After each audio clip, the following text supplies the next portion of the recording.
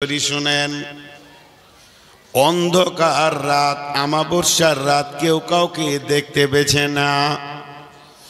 মরুভূমির প্রান্তে সফর চলছে, সাহাবীরা রয়েছেন, নবীজি চলে গেছেন, আবু বকর চলে গেছেন, কয়েকজন সাহাবীকে নিয়ে উনি মরুভূমিতে সফর করছেন। এমন সময় গভীর রাত্রিতে কিছুই শোনা যায় না, শুধু উট, খচ্চর আর গাধার পায়ের খুঁড়ের আওয়াজ ছাড়া কিছুই আওয়াজ শোনা যায় না। এমন সময় হযরত উমর বলে ফেললেন, আমার এই কাফেলাতে, আমার এই দলেতে, আমার এই গ্রুপে যারা আমার সঙ্গে সফর করছো, তোমরা কেউ আছো কি আমাকে এমন একটা কোরআনের আয়াত শোনাবে যে আয়াতে আমার ভিতরে তাকওয়া আসবে, আল্লাহর ভয় আসবে, আমি ভয়ে ভীত সন্ত্রস্ত হয়ে যাব, এই রকম একটা আয়াত আমাকে শোনাও। কে শুনতে চাইছে? আপনি শুনতে চাইছেন না, আমার মতো একটা মূল্যহীন গাধা শুনতে চাইছেন না, আপনি আমি নন, যিনি শুনতে চাইছেন তার ব্যাপারে নবীজি বলেছেন আমার পরে নবী হলে উমর হতো। এই আয়াতটা যখন শুনতে চাইলেন, ওই আঁধারের ভিতরে পেছন দিক থেকে শব্দ আসছে, বিসমিল্লাহির রহমানির রহিম, ফামান ইয়ামাল মিসকালা যাররাতিন খায়রান ইয়ারা ওয়া মান ইয়ামাল মিসকালা যাররাতিন শাররান ইয়ারা। তিনি বলতে চাইলেন, উমর রে, তুমি কান করে শোনো, আল্লাহ সূরা জুলজিলাতে বলেছে অচিরেই সামনে একটা দিন তত্তর করে আমাদের সামনে আসছে, যেমন এই জালসার দিনটা তত্তর করে এগিয়ে চলে এলো, ঠিক ওই রকম একটা দিন আমাদের সামনে আসছে। আর সেই দিনের ব্যাপারে আল্লাহ বলছেন জাররাতিন খায়রান ইয়ারা আর জাররাতিন শাররান ইয়ারা। কেউ যদি জাররা বরাবর, অনুপরমাণু বরাবর যদি গুনাহ বা নেকি, ভালো বা খারাপ কাজ করে থাকে, সেই দিন সেটা বহির প্রকাশ হয়ে যাবে। হাজরে তোমার এরকম হাতটা দিলেন আর ডুকরে ডুকরে কাঁদতে শুরু করলেন বাচ্চা ছেলের মতো, আল্লাহ ওই দিনটা কি করে পার করব? আমি আমার জীবনের লাইফ হিস্টোরিটা আমি কেমন করে সেখানে গিয়ে আমি দেখাবো? মাবুদ রে, আমি কি করেছি, কি হয়েছে, এটা আর আমি খুঁজে পাচ্ছি না। এই অবস্থায় তিনি যখন ডুকরে কাঁদতে শুরু করলেন আর কান্না করছেন, আর একটা কথা বলছেন, কেউ আছো কি আমার কান্নাটাকে বন্ধ করে দেবে?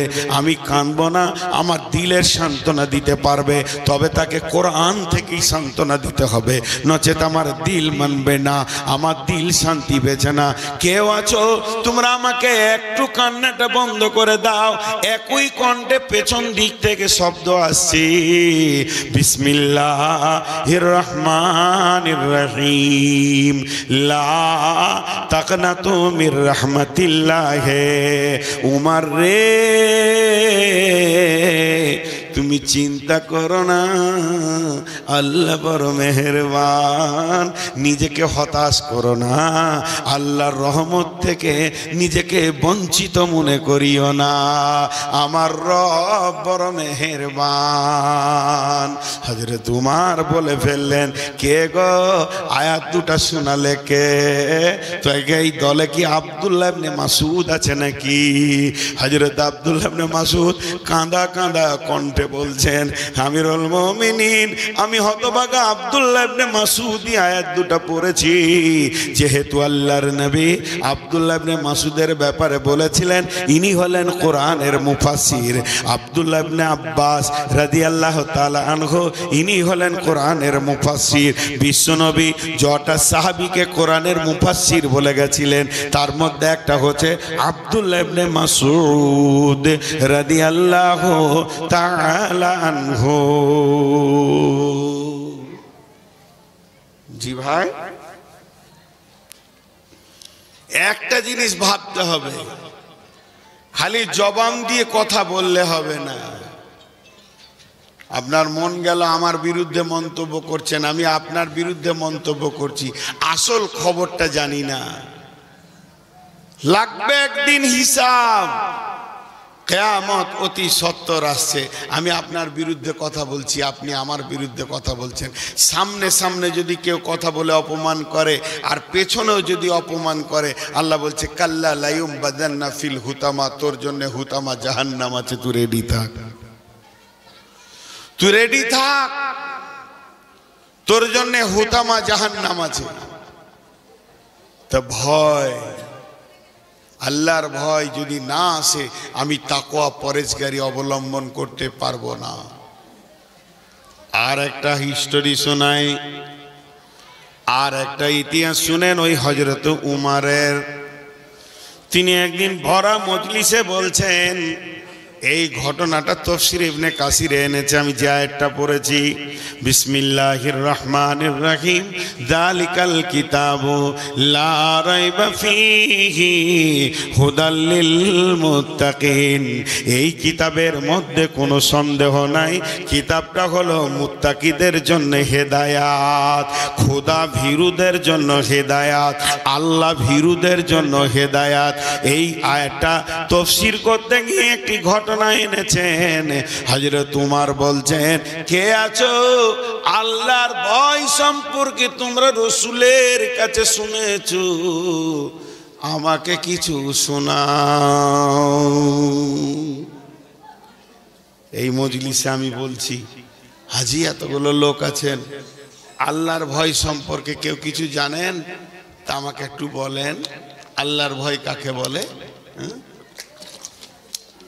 তাহলে কি হযরত উমর জানতেন না? বেশক জানতেন। শুনতে চাইছেন কেন? আমি যে কথাগুলো বলছি, ইনি জানেন না, উনি জানেন না, ওনারা জানেন না, আপনারা জানেন না। নতুন বলছি, কোরআন নতুন নাজিল হচ্ছে, কিন্তু কোরআন এমন একটা জিনিস, যত শুনবেন তত হৃদয় পরিষ্কার হবে। আলা বিযিকিরিল্লাহি তাতমাইন্নুল কুলুব, দিলের প্রশান্তি বাড়বে। আপনারা তো আমার থেকে বেশি পণ্ডিত, জি জানেন আপনারা। ঠিক হযরত উমর রেনুয়েল করতে চাইছে, দিলটাকে প্রশান্তি নিতে চাইছে, যে বলছে, হ্যাঁ গো, তোমাদের ভিতরে কেউ আছো কি যে রাসূলের কাছ থেকে আল্লাহর ভয় সম্পর্কে শুনেছো? তো আমাকে একটু শোনাও। সাহাবীটার নাম উবাই ইবনে কাব রাদিয়াল্লাহু তাআলা আনহু। তাফসীর ইবনে কাসিরে দিয়েছেন, উবাই ইবনে কাব রাদিয়াল্লাহু তাআলা আনহু হযরত উমরকে বলছেন, উমর রে, আমি রাসূলের কাছ থেকে আল্লাহর ভয় সম্পর্কে শুনেছি, জেনেছি, আমি ওইটা আপনাকে জানাতে পারবো। হযরত উমর বললেন, ও উবাই ইবনে কাব, তুমি আগে এসো, আমার কাছে এসো এবং আমাকে বলো। উবাই ইবনে কাবকে যখন কাছে ডাকা হলো, উবাই ইবনে কাব কাছে আসলেন। এবার হযরত উমর বলছেন, তুমি বলো। উবাই ইবনে কাব বলছেন, আমিরুল মুমিনিন, খলিফাতুল মুসলিমিন, আমি একটা প্রশ্ন করব আপনাকে, একটা জিনিস জানতে চাইবো, আপনি আমাকে উত্তরটা দেবেন হ্যাঁ আর না এর ওপরই। বলো বলো।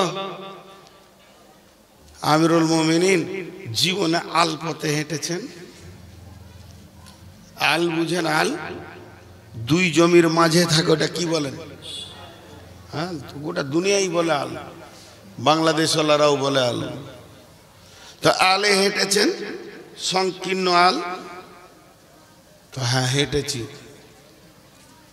তো শুধু হাঁটা নয়, ডান দিককার জমিওয়ালা কাঁটা দিয়ে দিয়ে বেড়া দিয়েছে, ওর ফসলকে রক্ষা করেছে, সংরক্ষণ করেছে। আর বাম দিককার জমিওয়ালা কাঁটা দিয়ে দিয়ে বেড়া দিয়েছে, ওর ফসলকে সংরক্ষণ করেছে।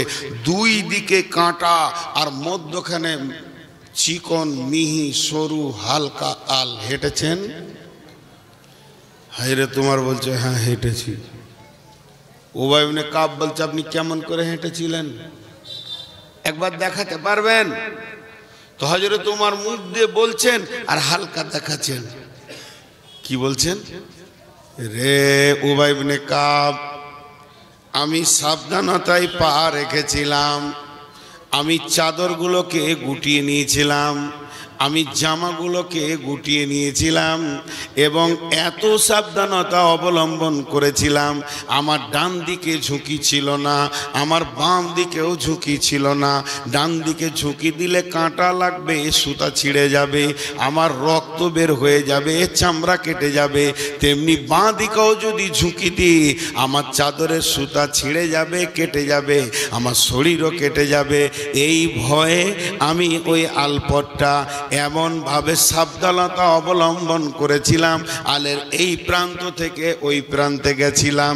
হযরত উমর যখনই বললেন এই প্রান্ত থেকে ওই প্রান্তে গেছিলাম, হযরত উবাই ইবনে কাব বলছেন বাস বাস বাস বাস, যথেষ্ট হয়ে গেছে, আর বলতে হবে না। এটা কি আল্লাহর ভয় বলা হয়? বিশ্বনবী যেটা বলতে চেয়েছেন, এই পৃথিবীটা টোটাল বিশ্বনবী যেটা বলতে চেয়েছেন, তার কারণ হচ্ছে এই পৃথিবীটা কাঁটা যুক্ত জায়গা। শয়তান কাঁটা ছড়িয়ে দিয়েছে, কাঁটা ছাড়া একটাও রাস্তা নাই। একদিকে বেশ্যা, একদিকে রান্ডি, একদিকে মদ, একদিকে সুদ, একদিকে জুয়া, একদিকে তাস, একদিকে লুডো, আর একদিকে দাবা। আর ফেসবুক থেকে নিয়ে ইউটিউব থেকে নিয়ে গোটা দেশটা যেন কাঁটাতে ছড়াছড়ি হয়ে গেছে। যার ভিতরে আল্লাহর ভয় আছে, ও যেমন নিজের কাপড়টাকে বাঁচিয়েছে, ওই রকম নিজেকে গুনাহ থেকে বাঁচিয়ে বাঁচিয়ে বাঁচিয়ে বাঁচিয়ে সে কবর পর্যন্ত পৌঁছাবে। তার গায়ে গুনাহের আঁচল লাগবে না, গুনাহের দাগ পড়বে না। সে নিজেকে এত কষ্ট করে করে করে করে চলবে। মুমিনের জন্য দুনিয়াটা হলো কাঁটাযুক্ত জায়গা।